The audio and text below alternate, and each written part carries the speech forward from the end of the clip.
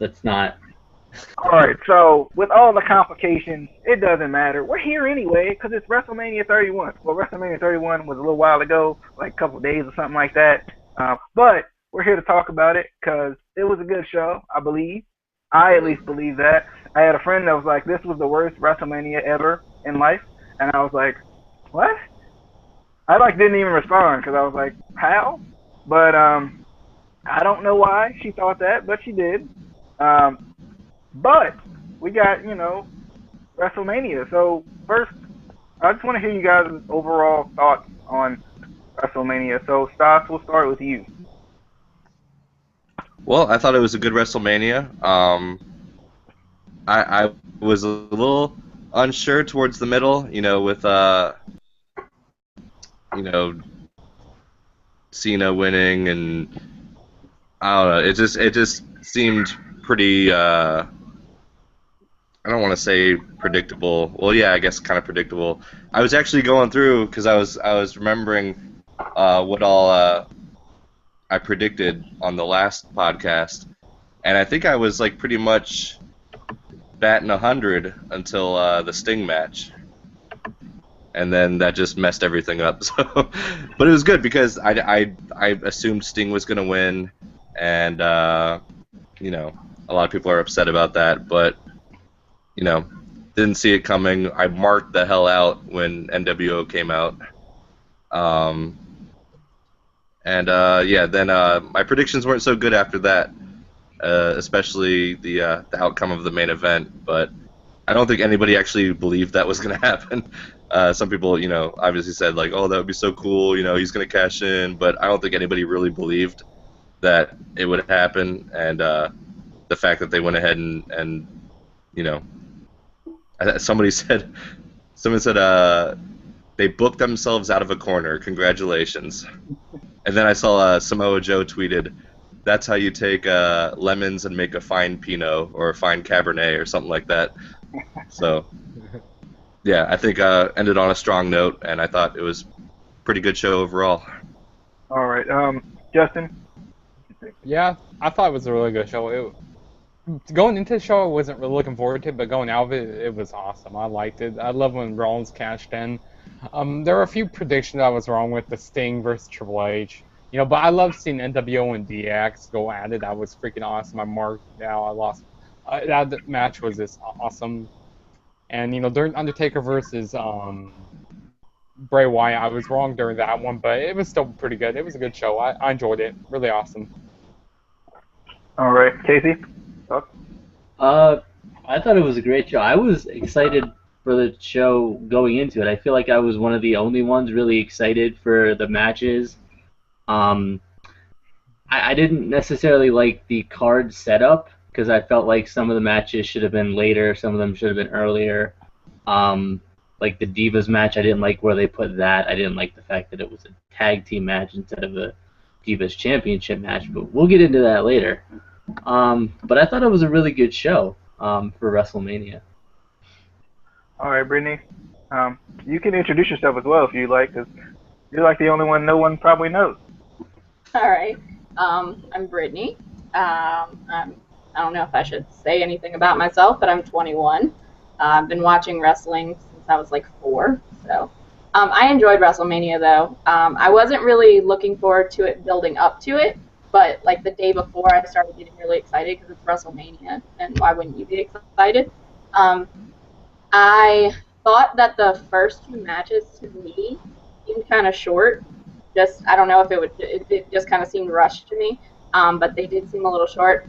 I really enjoyed Rollins versus Orton, and I love Seth's cash in. I thought it was awesome that they did because I kind of expected him to cash in just because I guess just because I wanted it to happen, not really I was expecting it. But I like that they made it a triple threat instead of just waiting until the end because I feel like the people that were expecting it, it would have been more predictable if they had just waited till the end of the show for him to cash in rather than him running in the middle of the match and making it a triple threat. And I think that him pinning Reigns is going to lead to something else between him and Brock because Brock technically never lost because he pinned Reigns instead of Brock. So we're just gonna run down the matches, and I'm just gonna talk about things I liked and things I didn't like, more so than going through just the entire match. So we started out with the Usos versus Los Matadores versus New Day, which is Big E and Kofi Kingston, and versus Cesaro and Tyson Kidd for the tag team titles, or the Big Penny, as I kind of see them as now. But I like this match. I think, I said it in the review we did before. I like the fact that it showcased what everybody could do if they weren't all seen as jobbers, as far as the New Day and Los Matadores are concerned. I think it really showed a lot of what they could do compared to what we've seen. We've seen a lot of the Usos. We've seen a lot of Cesaro and Kidd since they've debuted, but the New Day and Los Matadores, they've kind of just been there. So I definitely think this showcased a lot of what every single tag team can do. And Naomi, with her suicide dive, should just not do her suicide dive again, please. Because I don't know what that was. She just straight up rolled over the top rope. That was all she did. It was the Uso dive. I think it was worse. Like, it was just a roll. Like, she just grabbed the rope and just rolled as far as she can. So I don't know. But Brittany, what is your thoughts on this first match? I agreed. I thought that they showcased everybody really well. Trying to think back on the match. I thought the spot in the corner with the super suplex was really crazy, and I feel like they're kind of just trying to one up all the other suplexes that they've done at this point. So not that I didn't enjoy it. I thought it looked pretty cool, but when Cesaro and I think it was Big E on the bottom were still pretty much standing up by the time the other guys fell, I thought that kind of looked a little weird. But yeah, I like that they showcased everybody. And I didn't really understand how Naomi got involved in the match, I guess. How she was just kind of in the match at that point. It didn't really make sense to me. Like, I was kind of like, that should be a disqualification. She shouldn't be in the match. Yeah, I agree. It was kind of the same way with Torito, like just randomly. Let me just jump in real quick. Let me get my stuff in. But Casey, what was your thoughts on this match?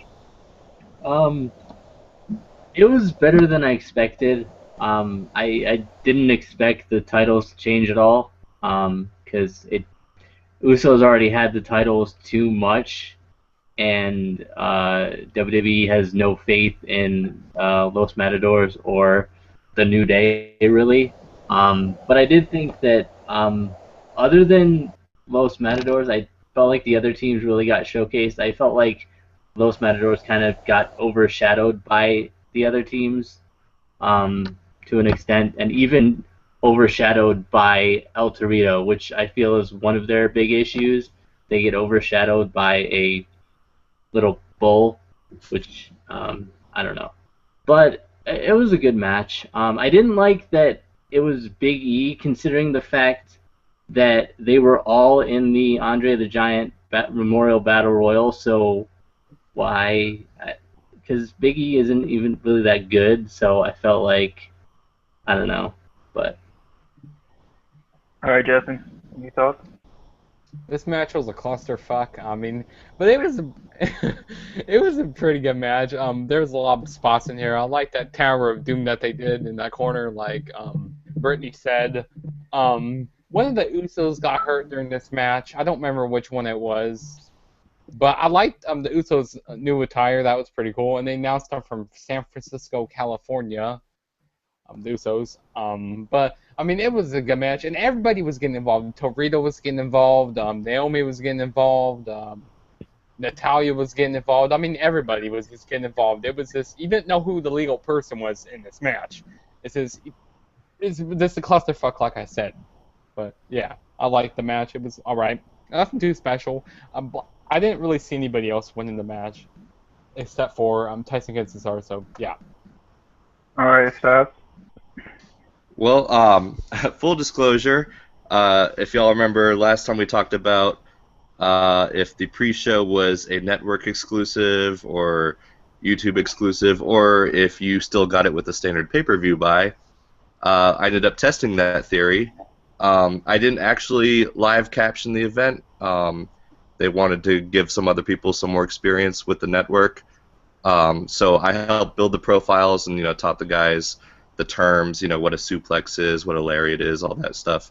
So I actually got to go to a WrestleMania party with some friends, and they didn't show the pre-show on an actual pay-per-view buy. You pay $60 for the pay-per-view, and you don't even get the 2 matches at the beginning, which kind of sucks. At least not with whatever pay-per-view service they have with Fios. It was like HD on demand or something like that. So yeah, so we weren't all gonna gather around a laptop to watch them on YouTube, and we didn't have the network. Partially because we used the network to watch 30 last year, and it froze and lagged so much that we were just like, all right, well, we'll just all chip in and buy the pay-per-view. But then we got gypped out of the pre-show. So, but I did go and watch the highlights. Pretty much what I would have expected. All the spots and all that stuff, and the Tower of Doom thing. Although I've seen that spot done a lot and executed a lot better. So, c'est la vie, but yeah, and Tyson and Cesaro retaining wasn't really a surprise, so. All right, yeah, I noticed that. I was watching the pre-show, and they were like, so the first hour you get for free on YouTube and wherever else you want to get it. And then, like, the second hour we're going to actually have matches, we're going to, make you pay for that one. So I did notice that they kind of network exclusive that a little bit.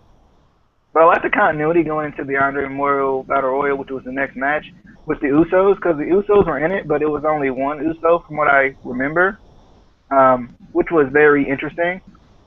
One thing, or a couple of things. First off, Curtis Axel, my boy, who was supposed to win it, got ganged up on. He got screwed. Luckily, I don't have my got screwed shirt on right now. Got screwed and should have won the match. But anyway, it's fine. Bo Dallas was back with his nice goatee. I was hyped. Finally, I'm glad he's not dead and gone and not in WWE anymore, because I would have missed him. They had a Dale Tommy, which I loved. Alex Riley, which I loved. So some newer guys we got to see, some maybe comebacks we got to see. We didn't see Sheamus. Eventually we would see him on Raw, but we didn't see Sheamus in this match, which was surprising to me a little bit. But, I mean, Big Show ends up winning over Mizdow, which was surprising and stupid to me personally. But who knows? Stas, you got any thoughts on this from what you may have gotten to see? Yeah, again, I saw the highlights. I kind of expected that. I predicted that it was going to be Ryback, which they kind of teased like it might have been, but then it came down to Mizdow, which again a lot of people were saying Mizdow was going to win it. Miz didn't cost him the match, I don't think, from what I saw. But they did have the final, that was the straw that broke the camel's back, and so now they're probably going to feud. As far as Big Show winning, I was pretty surprised that they had him win. But at the same time, it kind of makes sense if you think about it, because up until the Battle Royal, last year, and pretty much every Royal Rumble, the Royal Rumble this past year, they always talk about the big man advantage. Big Show's oh, you can't eliminate me, I'm a giant, and yada yada. And it's when has that ever actually worked? They always talk about how the big man has the advantage, and if you look at recent history, that's not the case. So at least now that Big Show won it, they can actually say oh yeah, it's the battle royal for big strong guys, and Cesaro, while not being big, is definitely one of those powerhouse guys. So it's going to cast doubt in people's minds for a medium-sized technical guy to win it, or something like that, or a cruiserweight, so. All right, Justin, you got any thoughts on this second pre-show match, actually? This wasn't a really good match. I mean, there were a few things I liked in this match. I like when Curtis and Axel, they all eliminated him. That was funny.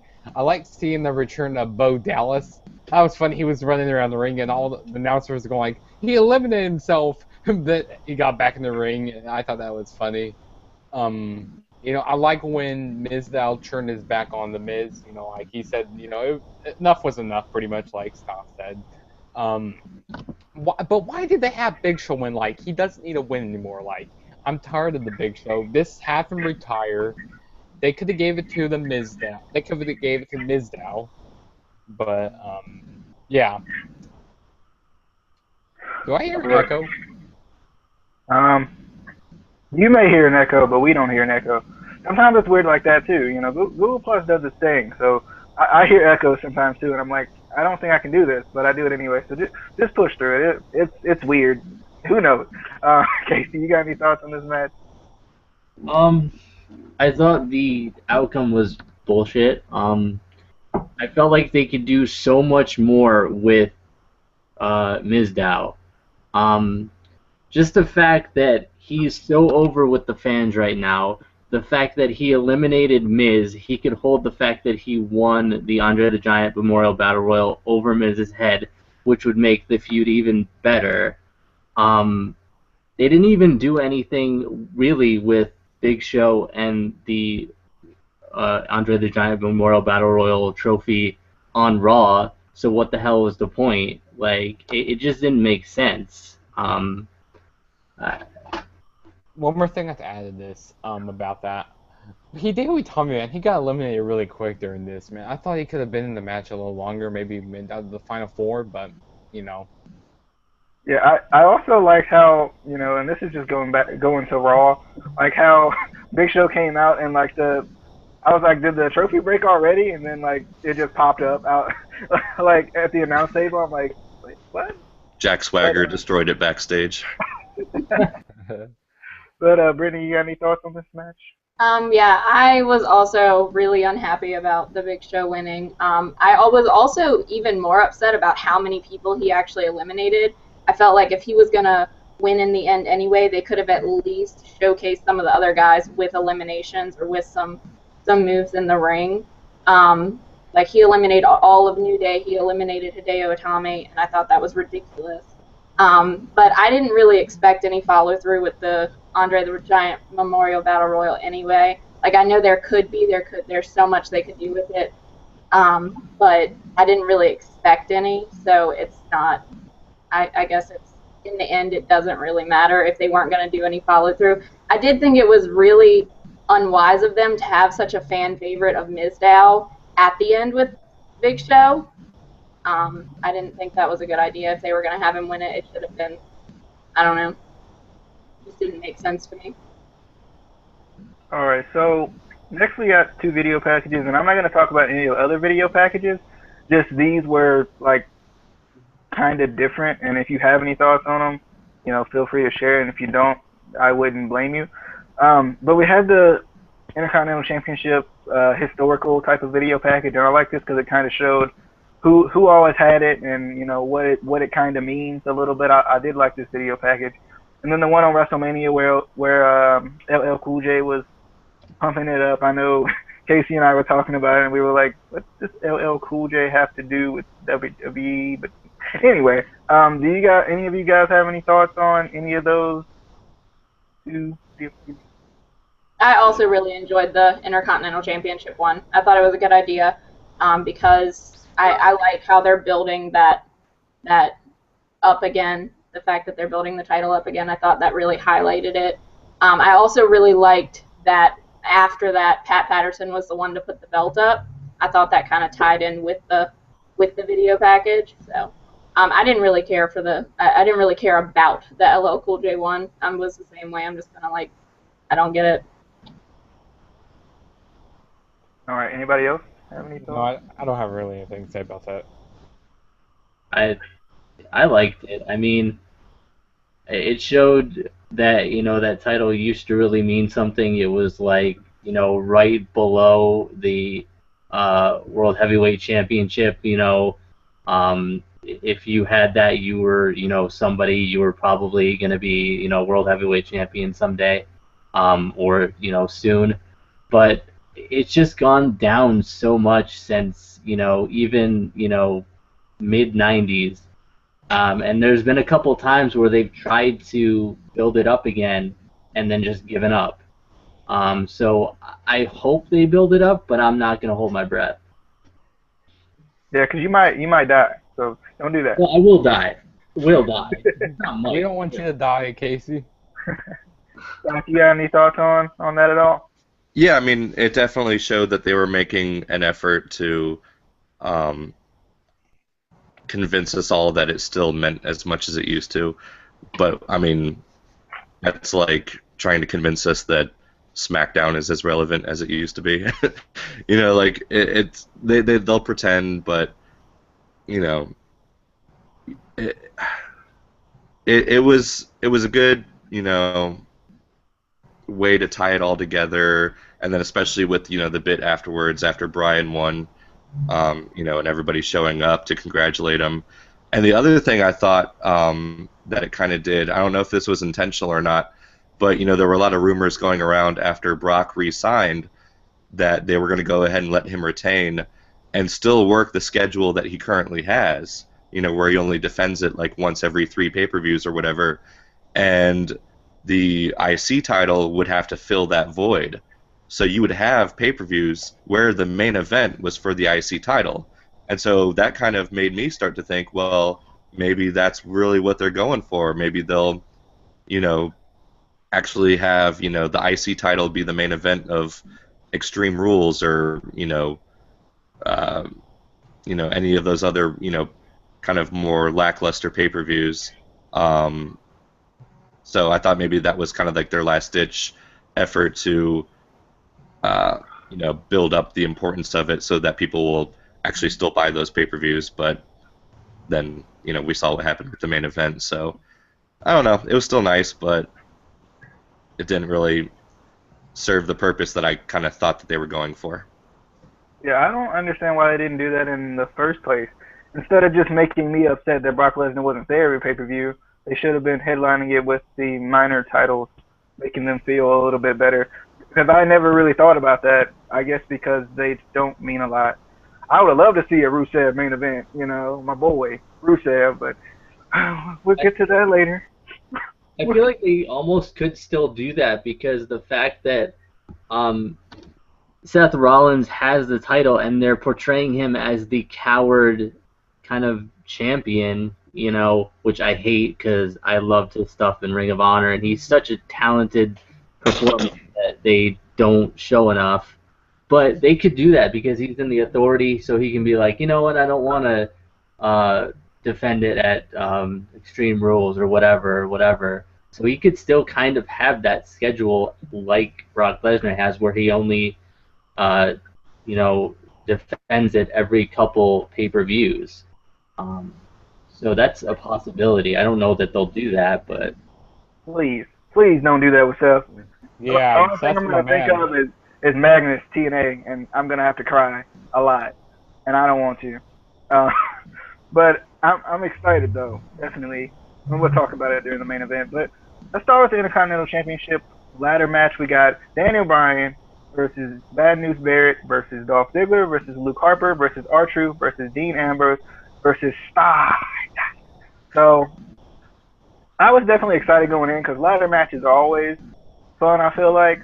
First off, I was like, why is Bad News Barrett coming out second? He's the champion, darn it. Yep. I was very upset with that. I don't like when they do that, and they did it multiple times in this pay-per-view. So I'm like, why? But also, R-Trizzle, my pick to win it, didn't. But he did a suicide dive, and I was happy. That was one of the crazy things I liked, that R-Truth did a suicide dive. I was like, what? I didn't know he could do that. And then the power bomb through the ladder on the outside. Ouch.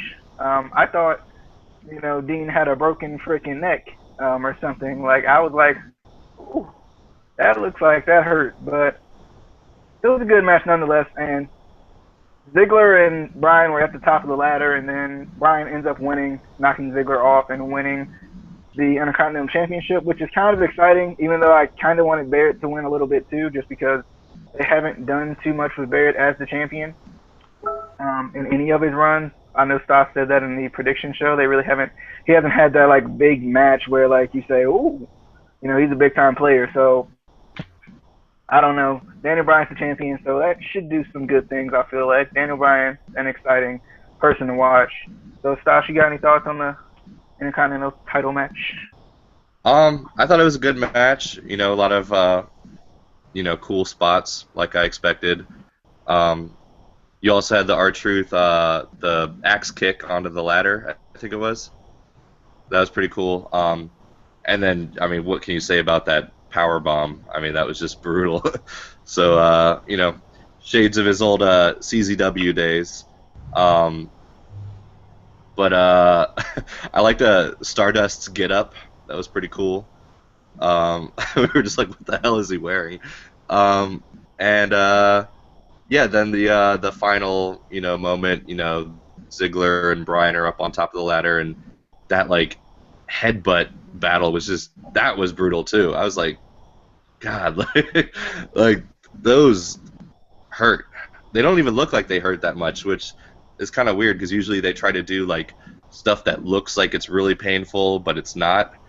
And that's kind of like the opposite. Like it doesn't look that bad, but that hurts like hell. So, and you could see Bryan like once he grabbed the belt, his forehead was all red. Yeah, not something that you see. So I get it's different at least. And yeah, and then Bryan won, which I also called. And then he kind of seemed like he was going to feud with Ziggler on Raw, but then of course we all knew who was coming back, especially since they wanted him to fight Bryan at Mania.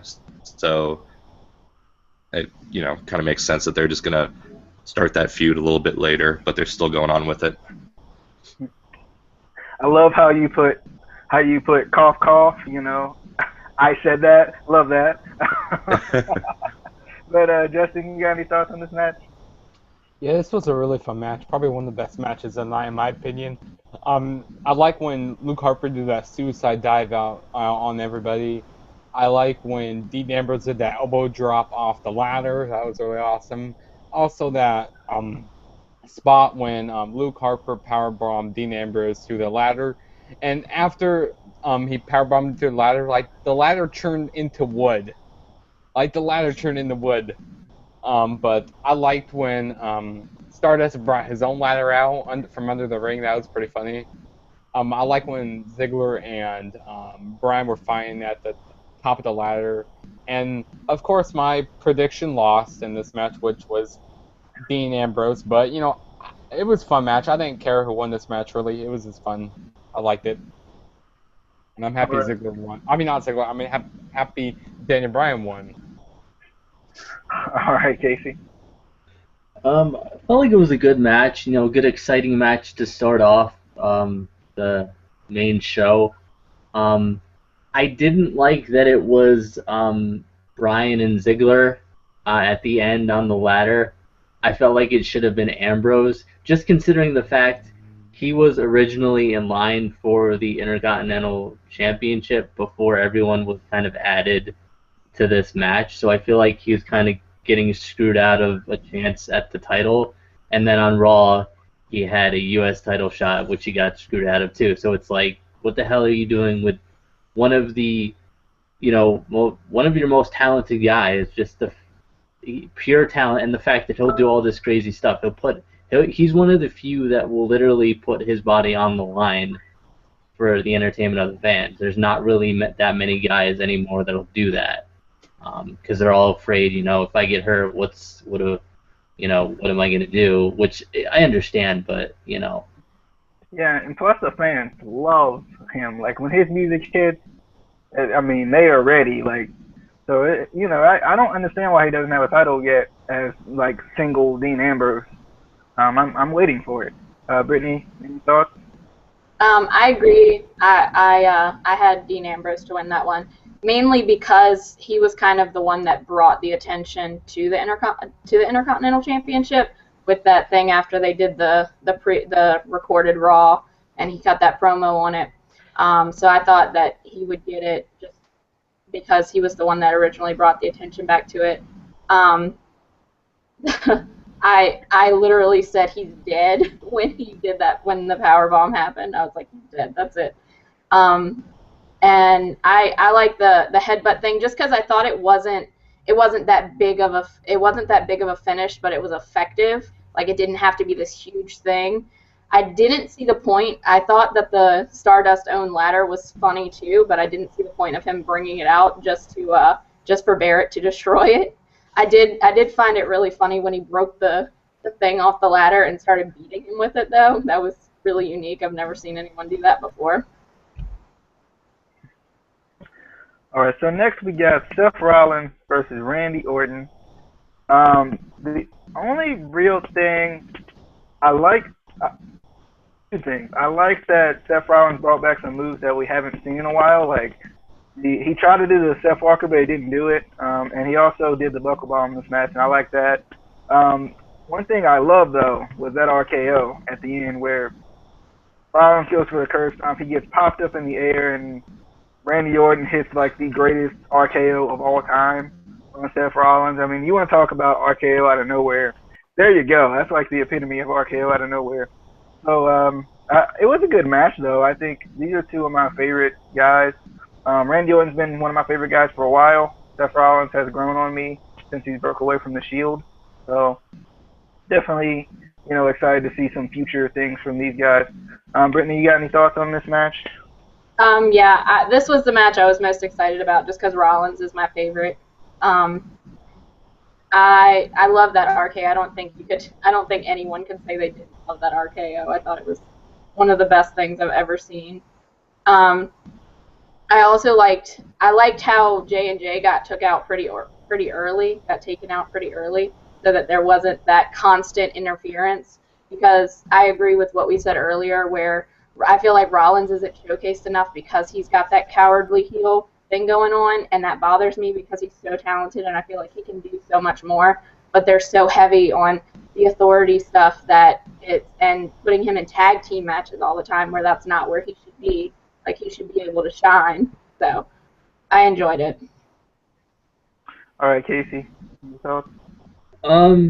I like this match. I'm not the biggest Randy Orton fan, and I don't really get that excited for RKOs, but that RKO at the end of the match, holy shit.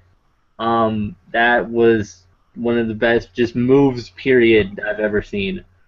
Just because you didn't expect it, and just the momentum of it and the height that Rollins got, I was like, holy shit. But I like how they kind of, not sure they're officially ending the feud, but how they kind of, did this match. And then the next night on Raw, Orton said, you won the title, but I still beat you last night. So it's kind of, kept it going a little bit. But all right, Justin, any thoughts? And their match I thought was really good. I didn't really care who won this match, but I really liked the RKO that Randy Orton did on Seth Rollins when Seth Rollins went for that curve stomp. Freaking awesome. Probably one of the best RKOs I've seen. Well, either that one or the one when Evan Bourne did a long time ago, back in 2010. But I like when Randy Orton did the double DDT on J&J Security. I like when Seth Rollins tried to go for the Phoenix Splash, but he didn't get that. That'd been awesome if he would have did the Phoenix Splash and do a catching RKO. That'd been freaking amazing. I like when Seth Rollins did that moonsault on the outside of the ring, and then he hurt his back on the announce table. Ouch! But really good match. I enjoyed it. I was happy that Orton won, but I would have been also happy with my boy Rollins winning. But yeah, good match. All right, Stas, do you have any thoughts on this match? Yeah, I mean, this was another match that I was really looking forward to. These are both guys that really step up when, when they know that it's an important match. I figured that there's gonna be some crazy RKO spot.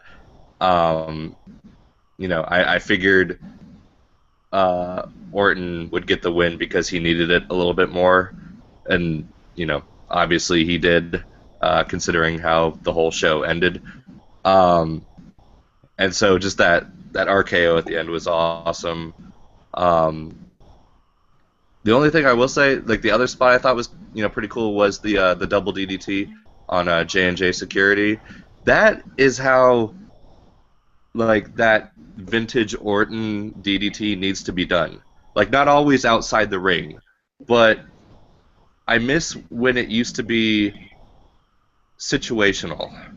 Like now he does it every match, and Michael's got to give out his vintage Orton.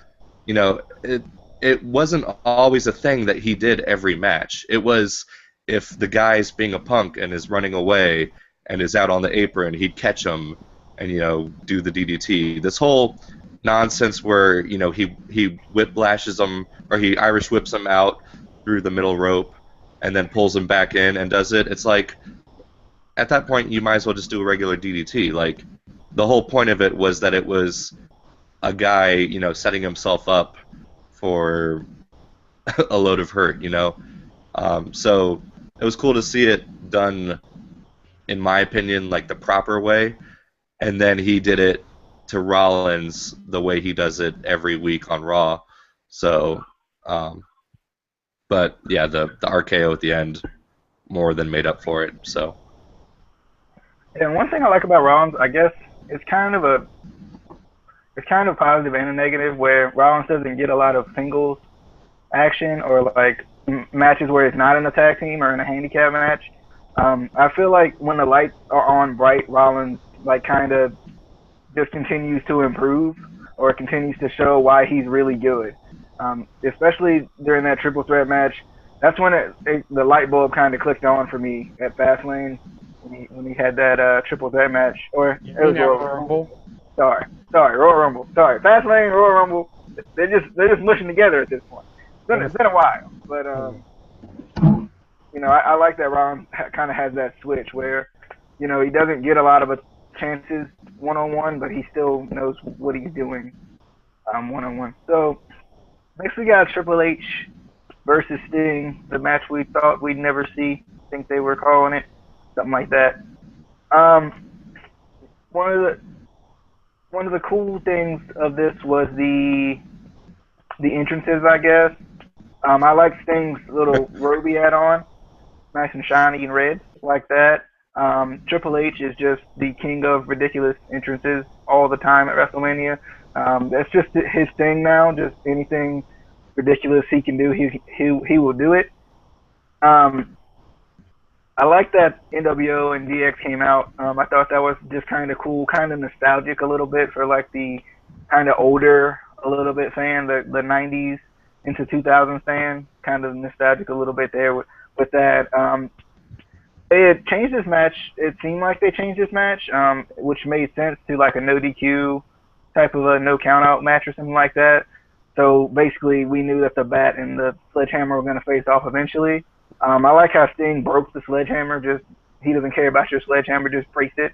And then when Triple H won with that hit with the Sledgehammer, I was like, did he just win? I was like, what happened? Because I didn't really expect it to really happen. And they ended up shaking hands at the end of the match, which was kind of that ending the feud type of thing, which made sense because I don't expect to see them in another match. So it kind of made it kind of that once in a lifetime type of a thing. But Stosh, you got any thoughts on Sting versus Triple H? Yeah. So, like I said at the beginning, I totally marked out when the NWO came out. I was hoping, like when DX came out, I was like, okay, like I get it. DX is gonna come out and help him out, and Sting's gonna clear house, and he did. He cleared house. I was like, oh, like, but it would be so cool if they had NWO come out and they have like a standoff in the middle of the ring.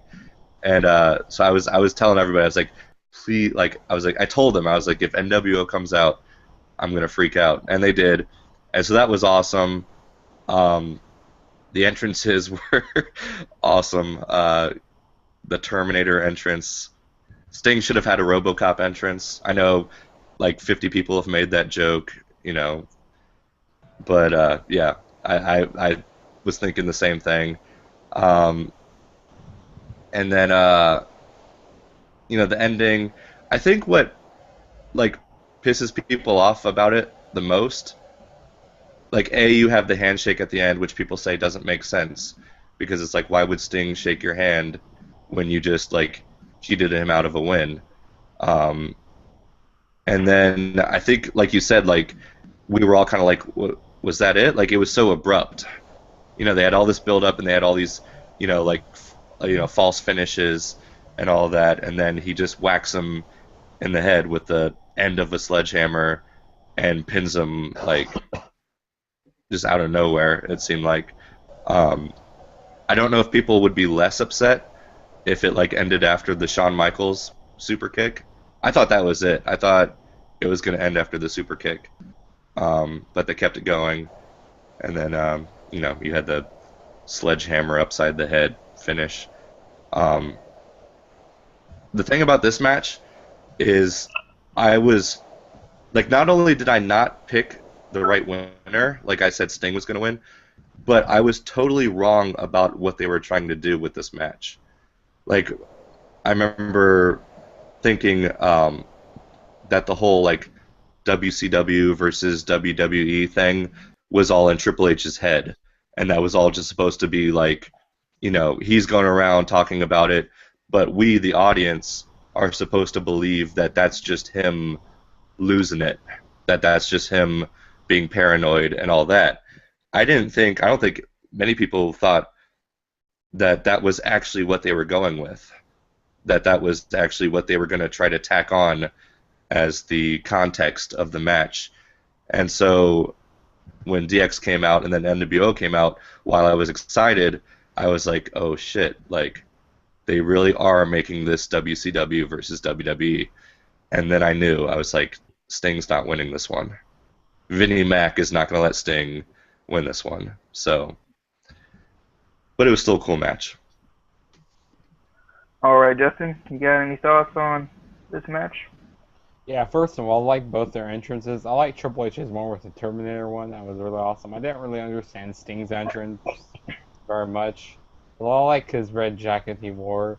I really liked when NWO and DX came out. I lost it during that. That was freaking awesome. Seeing Shawn Michaels, do switch music on Sting when he had him in the I can't remember his submission finisher's called. What's it called? The Scorpion. Scorpion Deathlock. Scorpion Deathlock. Yes.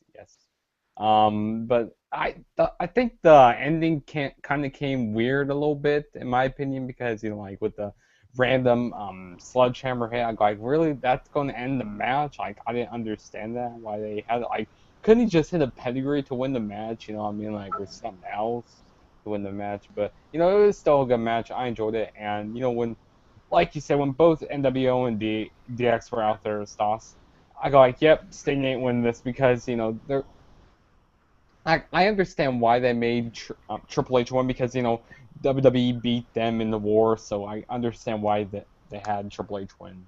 But it was a fun match. I enjoyed it.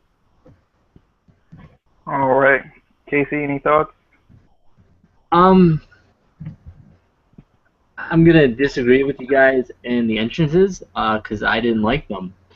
And not because they weren't cool entrances, but for one, and we talked about this in our other review. It wasn't anything that could really help, just because of the fact it was in California, so there's like a 4-hour time difference. So I think like when the show started, it was like 4 there, so it was still daylight.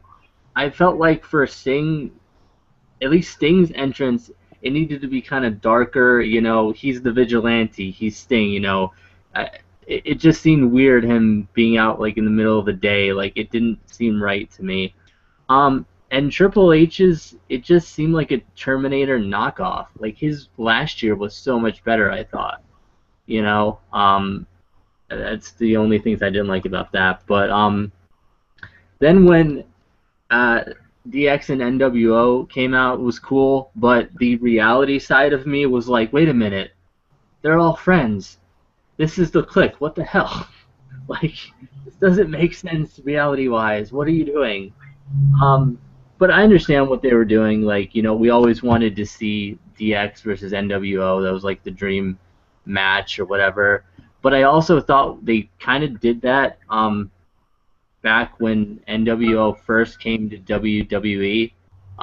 Back when Hogan, Nash, and Hall came. I thought they at least had a confrontation with DX back then. I don't remember exactly. But I didn't like the finish with the sledgehammer because it kind of made Sting, to me, look weak.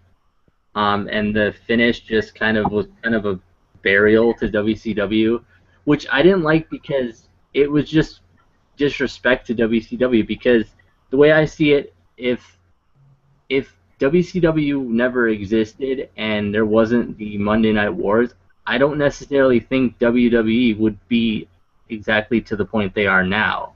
They got so much talent from WCW when it closed down. It got to them so much ratings and everything. And I feel like WCW needs a little bit more respect than that. Because, yeah, they lost, but they had good talent. They had a good show. Some people preferred WCW over WWE. I just didn't like how it ended. But yeah. All right. Brittany, you got any thoughts? Yeah. I'll start with the entrances. I liked Triple H's entrance up until Triple H actually came out because I'm a huge Terminator fan. So seeing the Terminators come up out of the floor was awesome to me. And then I saw Triple H and I'm like, you just look stupid. So I really liked his. Sting's didn't really wow me. I think it was the lack of mystique there. Like Casey said, without it being dark, and it just lost something. And as far as the match, I enjoyed it. I was the same way, where I was kind of like, we just saw Triple H hugging Kevin Nash last night after his speech. It's kind of silly to see him come out and go against him. Another thing I didn't like about the match, and I don't even know if a lot of people noticed, but when they had the big confrontation between DX and NWO on the outside, Triple H was in the ring in the Scorpion Deathlock, and I thought that was crazy because I'm like, it's not, like, it doesn't even make it seem like this move is hurting him because he's literally just sitting in the Scorpion Deathlock in the ring while all this goes on the outside. So I didn't like, I thought that Sting was going to win just because I thought it was kind of a once-in-a-lifetime thing, and I didn't expect Triple H to win. The finish didn't wow me. So, yeah, I agree with y'all there. All right, so... Also, I know I mentioned this in our review. There was some kind of weird camera angles, like in the beginning of this match, if you watch it back, when I think Triple H had Sting in a headlock, you could see him like talking to him like they do during a match. They talk out what they're gonna do. You could clearly see him doing that, and I'm like, why would you do that camera angle? You're trying to. This is supposed to be a show. We're supposed to be like, think, oh, this is real. Like, I just didn't like that. Yeah. I didn't know if anyone else noticed that, but I was like, I did notice that, actually. And the camera angle when Shawn Michaels was in the ring, they kind of panned to that little light, in my opinion. yeah. Like the announcer going like, look who's in the ring, and like we're like, we don't see anybody else in the ring. We only see Sting and Triple H in the ring. And then finally they panned over to Shawn Michaels, and they're like, oh, there's Shawn Michaels. I don't know if anybody else noticed, but it definitely looked like Kevin Nash tore his quad again. I was like, oh my god, did he just get hurt? I don't even remember what move he took, but he took some move outside, and he was just laying there, like, grabbing his quad, and I was like, oh lord, like, tell me he didn't get hurt again. I think I noticed him, like, falling awkwardly. I don't know if I noticed him actually grabbing it, but I think I did notice him, like, falling awkwardly, it felt like. Yeah.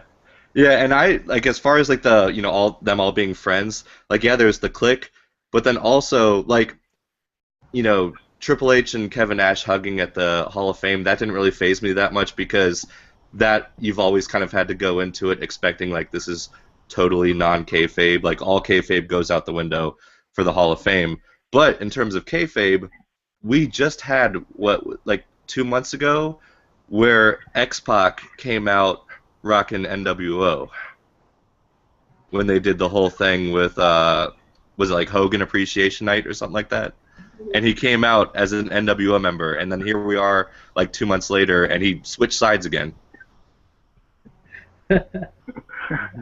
I know when the NWO did come out, I was actually watching it with Ryan. He was like, God, that guy on the right looks terrible.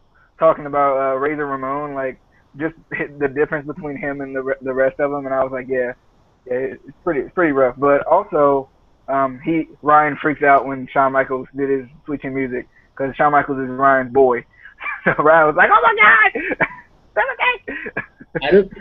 Out of all of them, it's still funny that Billy Gunn looks the best out of all of them. He's still athletic. that DDP yoga, obviously. Pretty good.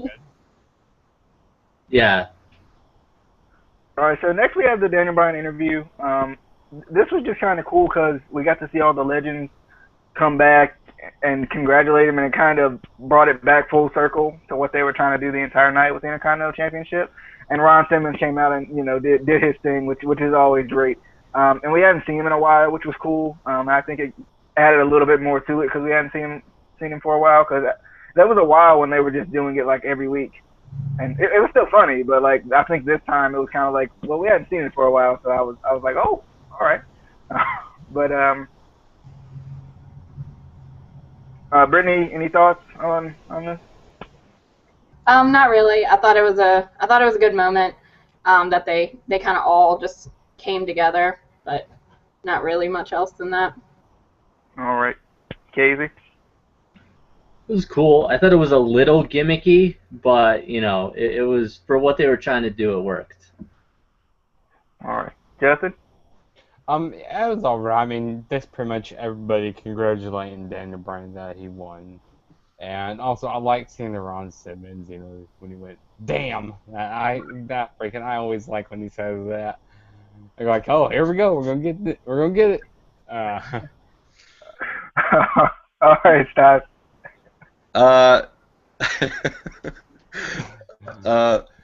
Yeah, it was pretty cheesy, but I liked it.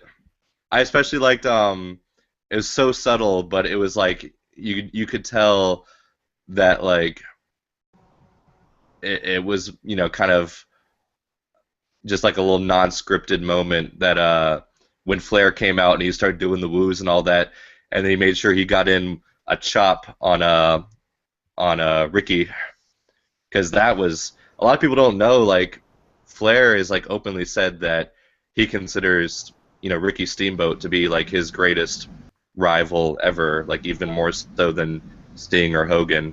So for them to be in the room at the same time, which doesn't happen that often, and then he's going, doing his, Flair, all his Flair isms and the woos and all that, and then he just like chopped him real quick, and it was kind of like there was like a little look, and you were like, oh yeah, like, that's pretty cool.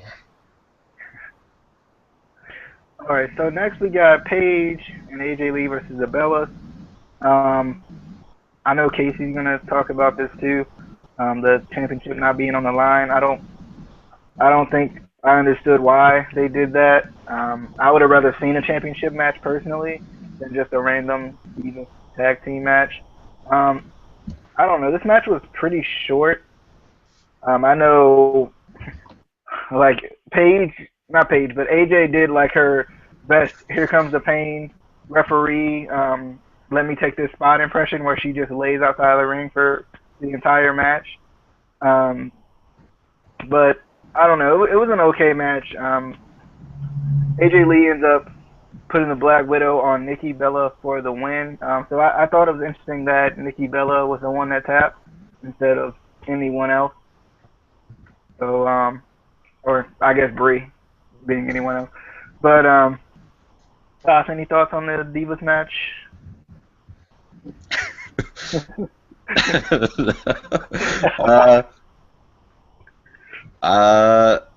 Don't be surprised if Nikki and Brie kind of head out within the next year. I'll say that. I'm sticking to my guns. I think that's them kind of, maybe transitioning a little bit and maybe getting some sympathy pop for whenever they decide to head out. All right, Justin, any thoughts on the Divas match? I know you just went to the bathroom, but please tell me you didn't go to the bathroom during the match, right? I went to the bathroom during this match. Actually, no, I didn't. I actually watched it. It was a decent match. It wasn't very long, but didn't I really can't remember who won this match actually. Who won this match? AJ over Yeah. Nikki. Yeah, that's how much I remember of that match. Like, I don't remember much out of this match. Pretty much a Pittsburgh match. All right, Casey.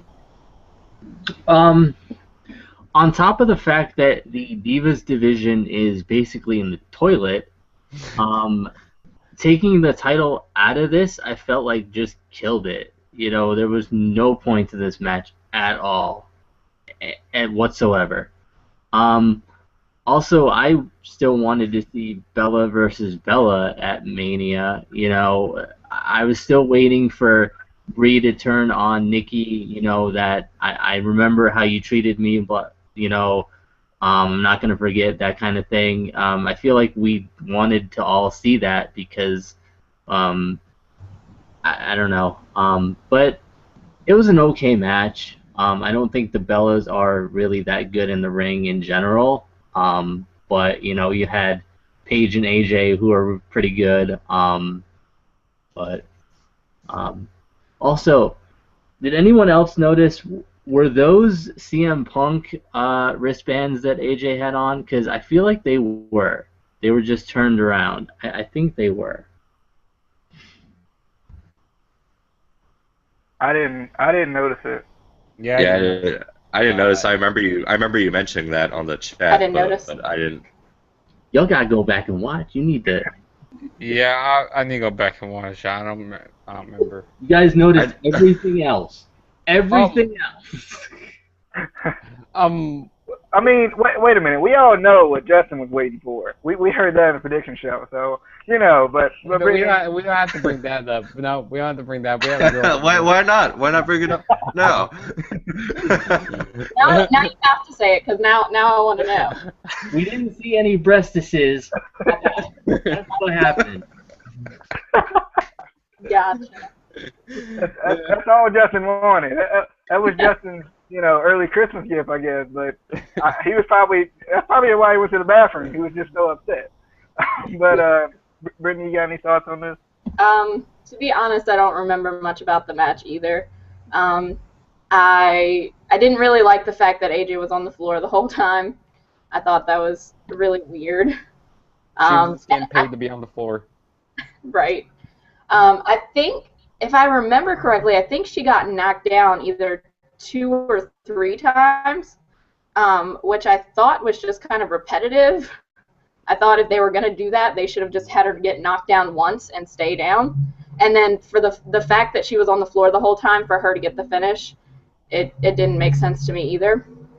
I probably wouldn't have liked it thinking back. I probably wouldn't have thought about it, going up to it, but the Bella versus Bella match probably would have been good because they kind of just dissolved that whole feud out. Like, there was this huge thing going on, and then everything was forgiven, which was just stupid in my opinion.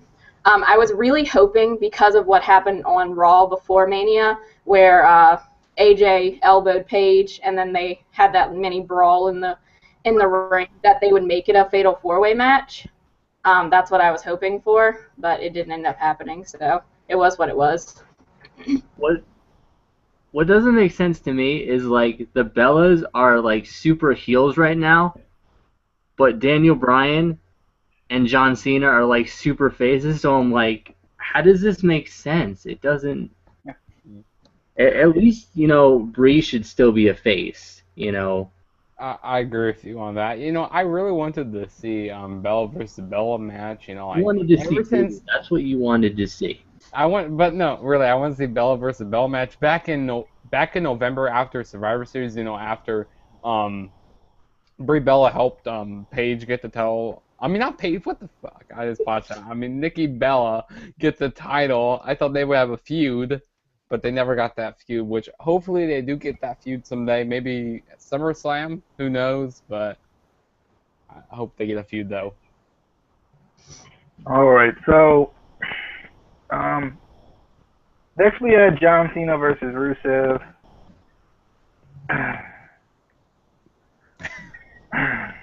What did I say? Beast mode. There was no Hogan appearance though. Yeah. But maybe there should have been. Yeah, I mean that would have added to it. It would have been something. I have just, over the past, just at least the last couple of weeks, probably even month, I've been thinking about it. I'm like, they're really booking this where Rusev's going to lose this match. And I love Rusev a lot. Like, Rusev is my boy. Add him to the list, of course. But I just don't understand why Rusev couldn't win this match. Oh, let's go through the match first before I get on my rant. Only thing I really liked about this match was the springboard stunner thing that Cena did. I thought that was pretty nice. They had Rusev run into Lana, and then Cena hits the AA for the win. Just kind of teasing that Rusev-Lana breakup. The only thing I can understand about Rusev losing here is maybe they're trying to repackage him into not Bulgarian brute / I'm from Russia, ha ha ha, that's all I have. Hopefully they're going to do something with that then, if they're going to let him lose the title. Because I don't understand Cena winning at all, because this would have been a good thing for Rusev, especially being kind of the young guy going up against Cena. But, Bray couldn't do it, so neither can Rusev, I guess. I was just highly upset. Quit calling me. I was just highly upset. Hey! I was just highly upset. Ain't going. Who is calling me? Quit it. Alright, sorry. Getting random calls. Every time, just randomly during the day, I'll get a random call from my friend that I tried to do a video with, a month ago. A fan is calling you. What? I said a fan is calling you. A fan. It's definitely not a fan. It's an issue. But anyway, back to Rusev and Cena. I definitely didn't. I thought the match was pretty good. I just didn't like the outcome, pretty much. So, I don't care. Anyone have any thoughts about this? Anyone ever just come on, Rusev? Well, I told you. Stas, you can start since you told me. You told me so. Darn it. It's Cena, and not only is it Cena, it's like America, fuck yeah, Cena. We were like, how much are they gonna play this up? We were wondering, and then that video package hits, and literally the first thing you see is a bald eagle, and I said, yes. Yes. I mean, if you're gonna go that far, why not go? I joked about Hogan coming out. Why not have Hogan roll out in a tank, blow up Rusev's tank, have girls in USA flag bikinis coming down, throwing out Twinkies to the crowd. They get into a cat fight with Lana, and Hogan comes up and smacks Rusev in the back of the head with the Declaration of Independence. Why not? Wait, shouldn't they be throwing out Hardee's stick burgers? Because isn't that the the sex symbol of the world? Not. Well, no, it would have been bottles of Mountain Dew. Not that they were sponsoring the event or anything. Mountain Dew was actually sponsoring the kickoff though. The Kickstart. They're throwing random bottles of Kickstart. Yeah, they were sponsoring the whole thing. But yeah, I mean, at that point, just go for it. Go Triple H's entrance. Just if you open the gate, just embrace it. All right, Justin, you got any thoughts? I know. Please just refrain from Cena rant because I did, and I was looking forward to this match more than anyone. Okay, so I liked Rusev's entrance, you know, with the whole tank. That was pretty cool. Cena didn't get no really cool entrance, which he usually does kind of sometimes, but I mean, there's only a few moves I like that Cena did. Like, I like when he did that springboard stunner, like you said. You know, I like when Lana threw her shoe into the ring when Cena had the STF on. Like, the referee go like, "What the heck?" Just flew across the ring. But I mean, you know, I don't really like that Cena won this match. Like, what does this help Cena do? You know, like it would have helped if Rusev won this match, but you know, had to bring out the golden shovel at the bury Rusev. They didn't bury him, but They kind of did because they made him lose at the biggest stage of all, WrestleMania. I hope. Fuck you, Cena. Fuck boy Buckethead. All right, but I hope they didn't bury him. Cena's a fuckboy Buckethead. All right, anyone that's less mad at Cena? No, but Casey, you? Well, first of all, like I said, our other Lana comes out with soldiers marching like Nazis, which, yeah, good job WWE. Why? And then for this amazingly patriotic match, you know, we got a bald eagle in the video package. You know, it's for the U.S. title. What does John Cena wear? The national colors of Sweden. Freaking blue and yellow shirt. I was like, what? He didn't even wear like a new shirt. He always has a new shirt, and I was expecting like red, white, and blue. He does now. Retro. Well, yeah. You've got a throwback "Champ is Here" shirt on his shop, WWEshop.com. Yeah. Now you're promoting WWE Shop. Good jobs. And Lana throwing her shoe made no sense because it didn't do anything. I think it was just I think she was just trying to get rid of him because she had to take that bump at the end. And then Cena winning the U.S. title makes even less sense. Like, what does that do for him? What? I don't get it. I don't get it either. Also, you know what they should have had during Cena's entrance? They should have actually had a bald eagle with John Cena.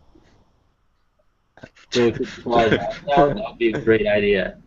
Bring the eagle back. Bring the eagle back. Bring the eagle back. They should have just shaved Cena bald and just let him fly to the ring. You know what? Cena should use the "I'm a real American." He should use that theme. No, his theme should have been America. Fuck yeah. Yep.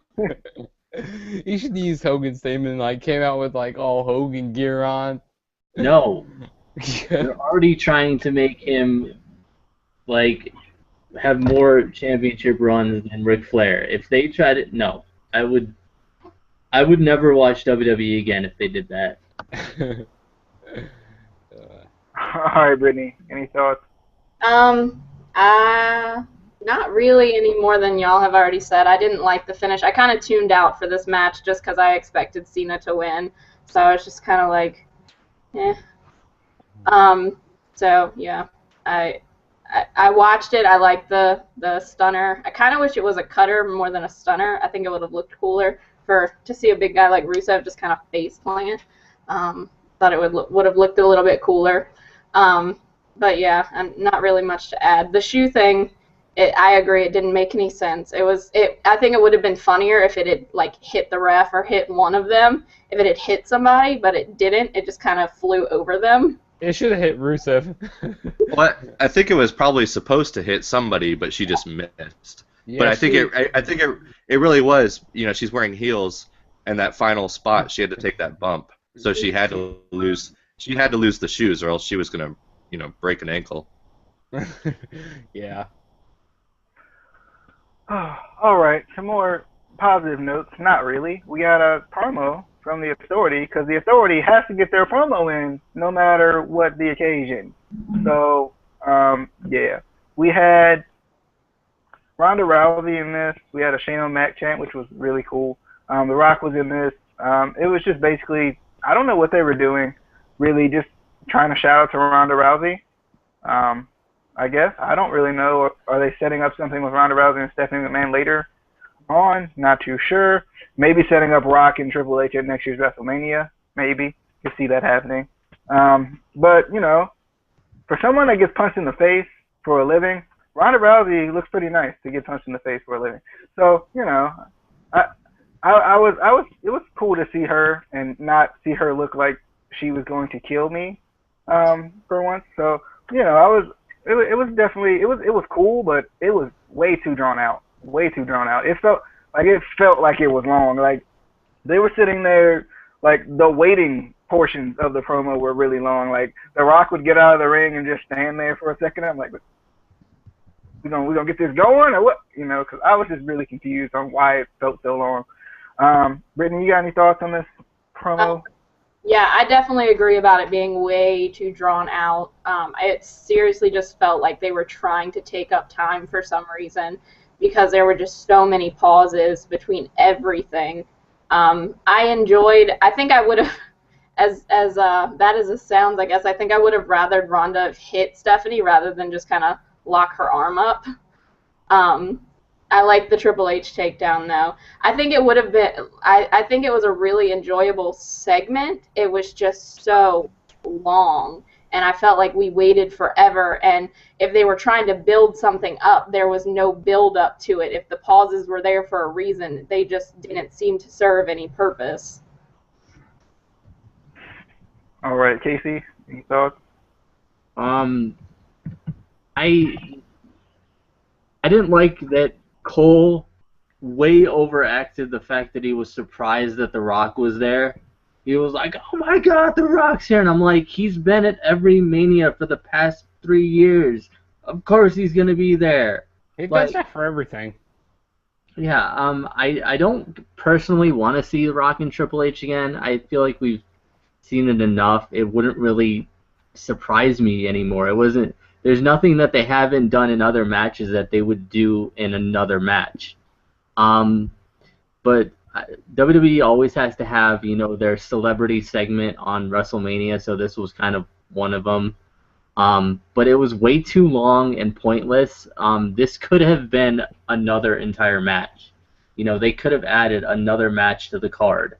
I just didn't like this at all. I liked that they had the Shane O'Mac chant, wanted him to come back because, you know, I need to see his flying elbow drop again and his coast to coast because it's like the best ever.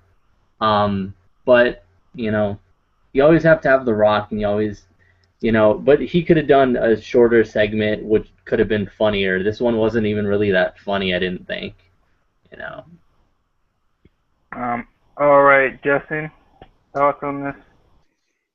Yeah, I think this segment kind of went over too long. I kind of see why it went over a little too long. Maybe because, you know, they were waiting for it to be a little darker for the Undertaker and Bray Wyatt match. But, I mean, I liked seeing Ronda Rousey. I liked the chants that they did for Ronda Rousey. They said, "Fuck her up, Ronda, fuck her up." That was really awesome hearing that. And Michael was like, what did they saying? Like, I can't repeat that. Like, but... You know, maybe they're setting up for The Rock versus Triple H. I don't really want to see that match again. Like, we see that match a whole bunch of times, you know, back in 2000 and back, you know, during the early 2000s and back in the Attitude Era. Like, well, I don't want to see that again anymore. But, you know, like you said, Brittany, like, Ronda Rousey should have actually punched Stephanie McMahon instead of, you know, like, actually blocked her arm up, like, really, like, that doesn't really hurt very much. I mean, like, she punches people for a living. Why didn't she? You know, but I mean, it was all right. It was good. So yeah. All right, Stas, you got any thoughts on this, Steven? Long segment. Yeah, pretty much what you guys said. It was just really drawn out, and it wasn't even like it was drawn out that like the Authority talked for a long time, because that's usually the case, is that they go on and on talking for, you know, like 25 minutes. Yeah, or like 10, 15 minutes before the, you know, person they're talking smack about even comes out. But Rock came out like pretty early on, and then he got in the ring, and then he just like stood there. Like it wasn't so much like what bothered me wasn't so much the length of the whole thing. It was how obvious it was that he was like milking it. I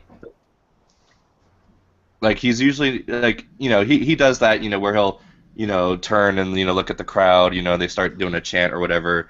But this was like it was like, all right, come on, like stop milking it. Like it's not that big of a moment.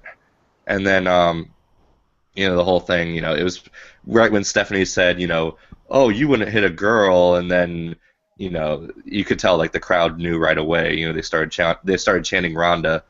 I liked Ronda's T-shirt. The over 9,000 shirt was pretty. Yeah. I don't know why she's wearing that, but it was cool. And then again, like you guys said, she did the takedown on Triple H, and then Steph like just trapped her arm. It's like Steph like can take a punch. You could certainly hip toss Steph. You could put her in the arm bar, and not apply any pressure. They could have done. I don't know about drop. Well, I don't know if Ronda can do a drop kick without actually meaning to hurt somebody. But she could punch her. You could take a punch, or take her down. Just like you did with Triple H, and then put in an arm bar and just not really apply any pressure, and we'd all believe it. It'd be better than what they did, because it just kind of was like, okay, you trapped her arm.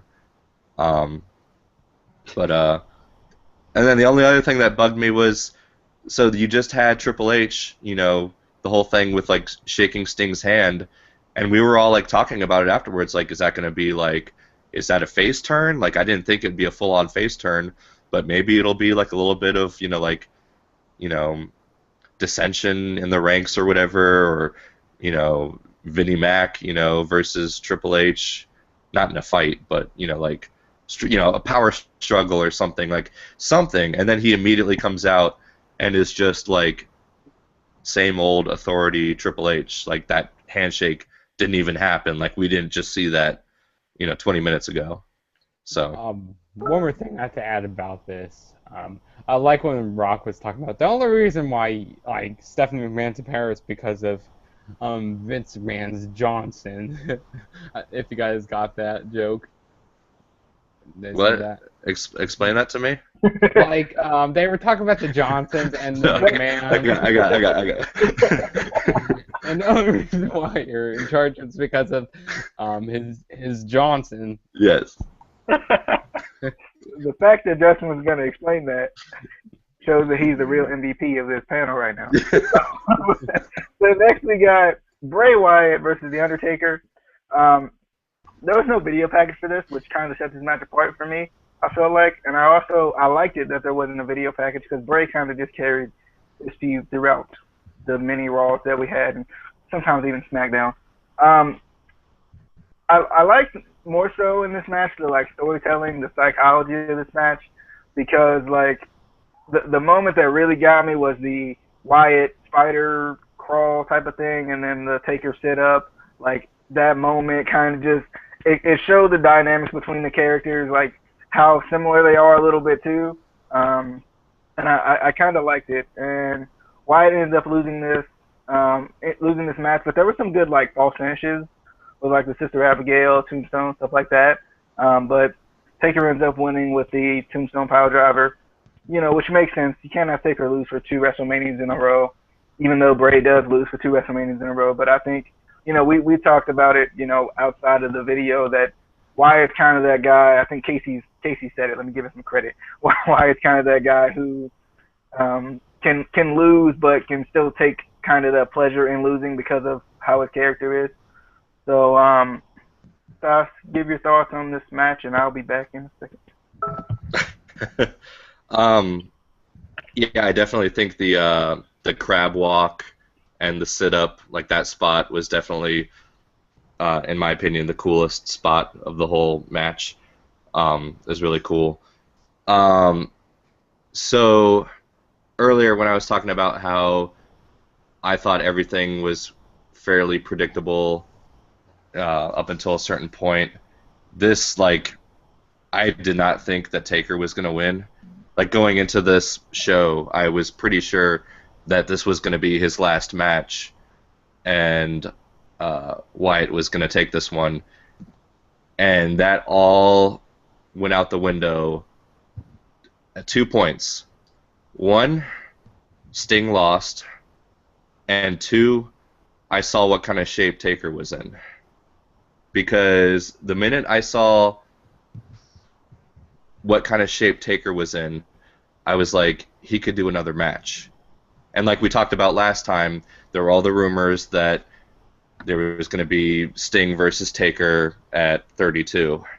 But, you know, we all kind of were like, well, you know, we'll see about that. You know, I was worried. I was like, I don't know, you know, Taker's going to, you know, be all that healthy after this one. But seeing what shape he was in, and then immediately upon seeing what shape he was in, thinking back to 20 minutes prior, 30 minutes prior, whatever it was, and Sting losing that match, it was kind of like all those pieces were coming together. Because I was like, okay, now you've got Taker taking this one, and this kind of being like his redemption, and then Sting losing one, so it kind of evens things up. Like, Sting can't lose another one, and now Taker can afford to lose another one. Because Taker wasn't going to lose 3 in a row, and Sting isn't going to lose 2 in a row. Possibly his only 2. So it just kind of seemed like once the match got started, I was like, no, Taker's going to win, and this would set them up perfectly to go ahead and do Sting versus Taker at 32. And that remains to be seen, but Taker winning didn't surprise me as much as it would have otherwise. All right, Justin. I like the entrance that Bray Wyatt did with all the scarecrows.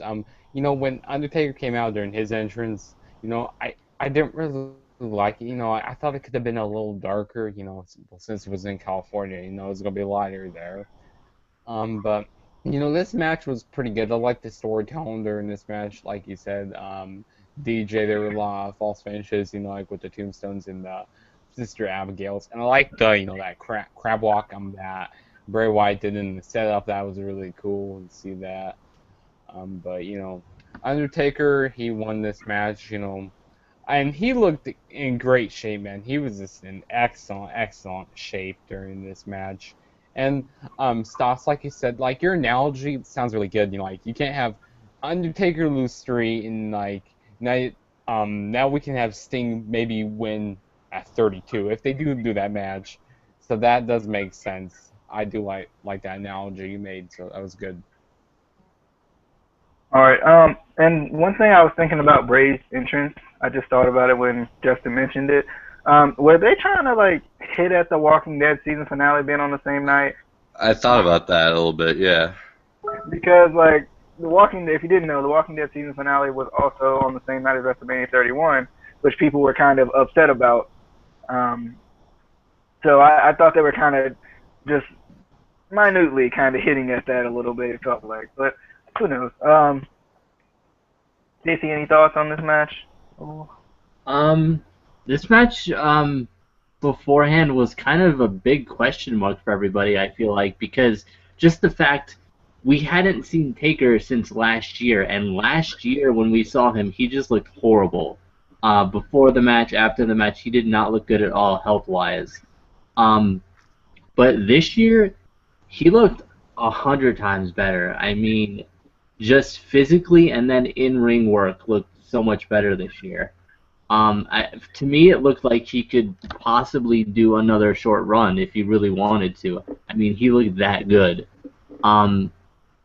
The spider crawl and Taker sitting up was such a simple spot, but I marked out so hard because it was just so cool. You know, you always wanted to see that. You were waiting for it, and then it happened. It was like, oh my god, that's so, like, just the reaction from Wyatt, like he didn't know what to do. And I, like you said, like I had said before, this doesn't necessarily hurt Wyatt because he's that kind of character that would, even though he lost to Taker, he would kind of in a sick way like that. Um, and but the only thing is I don't know what they're doing with Wyatt now. Um, I don't want to have to see them, re-debut him again because they had to re-debut him after he was buried by Cena, and then he finally got back to where he was before with the fans. And I hope they don't have to do that again. I hope they just kind of put him into something else, which they could. He's such a fan favorite that it's not going to hurt him that much. Yeah, I agree. And the difference between him losing to Cena and him losing to Taker is everyone wanted him to beat Cena. Like, Taker losing at WrestleMania is kind of hard for people to comprehend still with the streak going. So it was kind of one of those things where he's still going to have that following. I think with Cena, they were kind of like, ugh, why? Like, kind of similar to the Rusev thing. Even though they did the Rusev, the Russia versus USA thing so hard, they still couldn't get a fan base behind Cena. So, like, I feel like it won't hurt. It shouldn't hurt Bray too bad. Brittany, any thoughts? Yeah, I also really enjoyed this crab walk thing. I think my favorite part of that was the moment, but then that kind of slow fall that Bray did afterwards, where he was just kind of shocked that Taker actually sat up. I think that was my favorite part of that spot. I love seeing Taker in such good shape, just because the worst part for me with the streak ending wasn't the streak ending, it was the fact that Taker looked so bad after that match and during that match. And I know that, like, because of the performer that he is, that wasn't satisfying for him. Like, he would have much rather have had a much better match than what he had because of what happened in that match. I agree that it was a big question mark of, without. I think it was at first I was kind of like, where's Taker? Is he going to have his moment on Raw before WrestleMania? But I liked the fact that we didn't see him because I think it left that kind of what's it going to be like when he comes out. And it's a shame that it was still daylight because that's, a huge part of WrestleMania is seeing lights go out and Taker come out. But I did like that they kept the camera off of the entranceway until he came out. So it was kind of still that moment where it was a revealing of him. With Bray Wyatt, I don't know if y'all know this, but he hurt his ankle really bad warming up for that match. I don't know if y'all heard about that or not. Yeah, I did hear about that. And so I was like, God, what are they gonna do if he can't come out? So that was another question mark for me, is like, how was that gonna change the dynamic of the match? Because he's so fast paced for being his size that that was another thing that was hanging on my mind. But I really enjoyed the match. I'm okay with the outcome. At first I was kind of like, I wish Bray could have won just to, kind of have that passing of the torch as the new face of fear. But I agree that I don't think it'll hurt him, but it's also like, what do they do now? Like, he doesn't have that bragging right. Where does he go from here? And I don't know what they're going to do, because like, this whole build up to facing Taker was awesome, but when he doesn't have that steady person to work with, he's just left in the wind, and it's a shame. Yeah, and I agree with you on the camera work or the cinematography that they used to kind of guide you up the ramp a little bit, kind of through the smoke. I think that was a great way to do it, and because it kind of made it feel like it was dark, even though it wasn't. It kind of gave you that feeling. Shout out to Film Study for that cinematography word there. But next we got the main event of the evening. We got Roman Reigns versus Brock Lesnar for the WWE World Heavyweight Championship. This one I felt like was kind of set in stone for me coming in. I'm like, Reigns is gonna win. Reigns is gonna win, and Reigns is gonna win because it's Roman Reigns. He won the Royal Rumble. They didn't let the Royal Rumble winner win last year, so he's got to win. It's got to happen. If he doesn't win, then what's important? How is the Royal Rumble important anymore to me? I don't understand. But really, this was just domination by Lesnar. It felt like, especially for the like 2/3 of the match, it felt like it was just really just Lesnar just suplexing, throwing, whatever, just and that clothesline where he knocked Roman Reigns off the apron, ow, it looked like that was, really painful there. But once Reigns runs Lesnar into the post and Lesnar starts bleeding, he was bleeding ridiculously. From that, Reigns starts Superman punching and Superman punching and Superman punching. Somewhere, it kind of makes sense, I guess. It kind of is similar to Lesnar just suplexing the entire match, so it kind of makes sense now thinking about it. But with the Superman punch and then the 2 spears for a near fall, and then when Reigns goes for the Superman punch one more time and gets caught with the F5, and they both were down, and then Seth's music hit, and I was like, wait a minute, whose music is that? Because they didn't do like that initial run that Seth's music usually does. It just got right into the music, and I was like, oh, Seth Rollins! Seth Rollins! I was like freaking out. Like, I was like, what? Yes. Like, as much as I like Reigns and I want Reigns to win the title, when Seth came out and he like went for the curb stomp and then tried to go for the curb stomp again, but it gets reversed into an F5, but Reigns comes back in and hits the spear, and then he hits the curb stomp on Reigns. I really like that because, it kind of left that little bit of doubt in you that maybe Seth won't win, but, Seth does end up winning with the curb stomp, and I loved it. I was like, yes. And I think it was good for WWE because one thing about Roman Reigns we know is he's going to get his run. Like, it's academic. Like, the everybody's behind him. Even after a while, the fans are going to get back behind him once they feel like he's ready again. I think with the injury, he kind of fizzled out just a little bit. And plus, because Daniel Bryan didn't win the Royal Rumble, because he's got to win it, every year, or it just, it's gonna be bad. But I think this was good for Seth because I think even if you don't like Seth as a character or you think he's kind of, one of those heels that just kind of runs away, I think we all understand that Seth is ready for this, right? Seth's been there. He hasn't been hurt. He's been working his way up on the mic, been working his way up in the ring, been kind of showcasing what he can do. And he's had the Money in the Bank contract for a while. So eventually he's got to cash it in. And I think it even helps him a little bit more to cash it in and at the biggest stage. It makes him look even better being able to win it at WrestleMania. So I was definitely excited about the ending. It was unexpected. I don't know why it was unexpected. I think it was because of Stas's point earlier in the video where, like, we all had a thought in the back of our mind it was going to happen, but, like, we never really thought it was going to happen. We were like, maybe the Raw after, or maybe, Extreme Rules or something, but not WrestleMania. It just won't happen. But I thought it was really cool. I definitely enjoyed the ending. I think the ending kind of made a little bit of that main event a little bit, because I thought the main event was good. It was decent. But, like, Seth cashing in it hammered it home for me. So, Stas, you got some thoughts on the main event? I mean, like I said at the beginning, and like you just reiterated, we all talked about it for, since the Rumble, really, Rollins is going to cash in, he'll, Reigns will pin Lesnar and then he'll get screwed over and, Rollins will pin Reigns and this and that. But, I mean, even the way they did it was unexpected.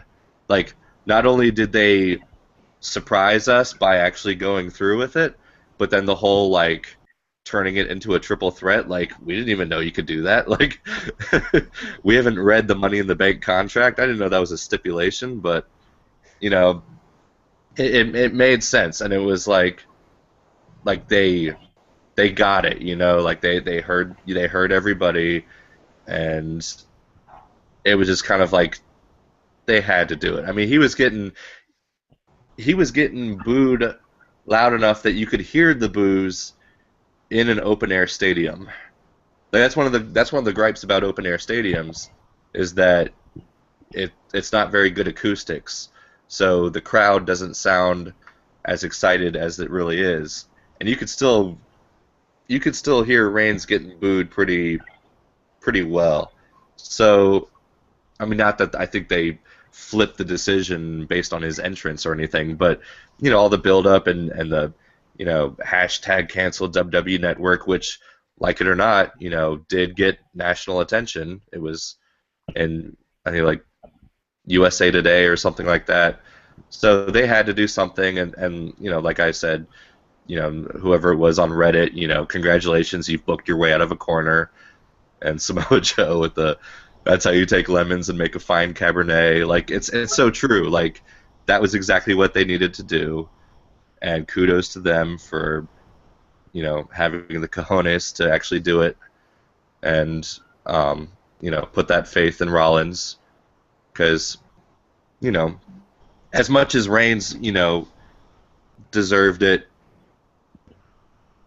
I mean, you could say Rollins deserves it just as much, if not more, and that's what it all came down to. Like I talked about last time, like, I'm not on creative, so it's not my place to say whether or not he's ready. But when you have a guy like Rollins, performing the way he does, and him not to have that spot initially, or Bryan, and I don't think it is, like you said, oh, Bryan has to win every Rumble. I don't think that's really the case. I think Bryan kind of filled that void that Punk left behind, and I don't think people were really all that hot on Punk per se. I think it was more just the anti-establishment, we're not happy with the status quo, so here's our guy, give us what we want, that sort of thing. And Rollins can fill that role just as well and still play a damn good heel and fit into their overall plan. So, and the match was great. I mean, Lesnar was just wiping the floor with him, and like I also said last time, like, you believe all those punches and all the slow-mos helped. You could see the impact and all that, and it just, you really felt that he was just beating the shit out of Reigns. So it was good. Yeah, definitely. And also Seth's kind of that, he's kind of that middle ground size-wise for a guy. Like, he's like in the like middleweight type of division, I guess you could say. And he's kind of like not the big muscly guy that we're kind of accustomed to seeing be the champion. Right. And I think that kind of helps a little bit too with the crowd. Yeah, and the other thing too. Sorry, one more thing. I was still, even like, up until like the moment that Rollins came out, I was still sure that Reigns was going to win, and part of me thought that the whole thing with like Brock working so stiff, like, you could see he was like hitting Reigns for real, and so part of me was like, is he mad? Like, he's already got a guaranteed 3-year contract for like $6 million a year. Like, he knows he's a lock. Like, he can do. He's like a 10-year professor. Like, he's guaranteed that money. So it's kind of like, does he, now that he has that guaranteed contract, like, is he pissed that he has to drop the title to Reigns? And so he's just kind of like, F it, like, I'm just going to beat the shit out of this guy because he's taking my title tonight. So that was kind of interesting. Yeah, plus he got busted open early, so he probably was pretty mad. Like, his lip was like cut or whatever, so he probably was a little bit mad. Justin, you got any thoughts on the main event? Yeah, well, like I said back in January at a Royal Rumble 2014 predictions, I've kind of predicted Seth Rollins to cash in at Mania. And, I'm happy he cashed in. It was awesome. But, Brock Lesnar, this match kind of reminded me of the one at SummerSlam. But this match was pretty awesome, seeing Brock Lesnar kick Roman Reigns' ass. Brock Lesnar, man, he just got punched a lot during this match in the face. He got cut open during it. And he was gushing out blood really a lot. And then, that clothesline, like you said, outside the ring, ouch, that looked like that really hurt. But, when Roman Reigns went for that third Superman punch, when Brock Lesnar caught him in the F5, that was freaking awesome. And then when I heard Seth Rollins' music, I go like, come on, Rollins, cash in. Like, I was so freaking awesome. I about lost my voice. I was just marking now. I was just jumping up and down, going nuts for my boy. And yeah, All right. Casey, you got any thoughts on this? I agree that it was kind of domination by Brock Lesnar, but I don't think it was bad domination because if you noticed, Reigns was kind of smiling while he was being, like, decimated. So that kind of brings a psychological effect to it. Like, I'm doing all this stuff to this guy and he's still smiling. Like, what? Almost like a Mick Foley type of a thing, where you could throw him off of Hell in a Cell and he's still smiling. Like, so I like that. I was confused that they turned it into an actual triple threat match because I've seen cash-ins before, even during matches, and I didn't remember them changing the stipulation in the match, just, going in and cashing in. So that kind of confused me. But I was excited that he cashed in and won. I expected it on Raw, but, they did it early. Smart for them, I guess. And I definitely think Rollins is ready. I mean, hell, I think there's a bunch of guys on NXT that are ready, Tyler Breeze? Oh, sorry. No. But yeah, I mean, there's so much talent that WWE has, and I'm hoping that they're going to extend, the field that the WWE title is in, so it's not just the same 4 guys that get the title over and over and over again. I hope new guys keep getting the title, because that's how you're gonna eventually build up your company for the future. Orton's not going to wrestle forever. Cena's not going to wrestle forever. Lesnar's not going to wrestle forever. You need to eventually give new guys the title, or just close the company because you're not going to go any farther. All right, Brittany, what's your thoughts on the main event? I enjoyed it. I thought that the Roman Reigns smiling thing was really kind of weird. It seemed a little, I don't know, it came out of nowhere, I guess, because it's not like, we've ever seen Roman do that before. It's not like we've ever seen Roman, enjoy pain before. And I know, and I liked it because it was that mocking, you said you were going to come out here and destroy me, but I'm not destroyed yet. Like, it's taking him longer. I do think that the stiffness probably did come from the fact that Brock got opened up pretty early. It was kind of like that first exchange, and they pulled away, and Brock was bleeding in 2 different places on his face. So I don't know how, but I knew that Seth was going to cash in. I don't know how. Going into the match, I was like, it's just going to happen. I have no idea where it came from. And I would have felt so bad for Roman if he won, just because I know he would have gotten booed out of the place. And I think that if they had done that, it just would have been a slap in the face. Like you said, the canceled WWE Network thing got national because people were so pissed when he won the Royal Rumble that it just would have turned into that all over again. And so I really enjoyed, I like I said in the beginning, I like how Seth came out and turned it into a triple threat. Trying to think if there's anything else. I think that's it. Yeah. All right. So there we go. That was the WrestleMania 31 review with the panel here. And, it was the biggest show of the year, so you gotta love it. Before we go, though, I want to just shout out some subscribers real quick before I forget. Also, Joshua Craig Sawyers, my boy. Thank you for sharing the video. If you don't know who Josh is, he's the one that is on my football videos. So he has a nice channel where he does some singing. So feel free to go check him out.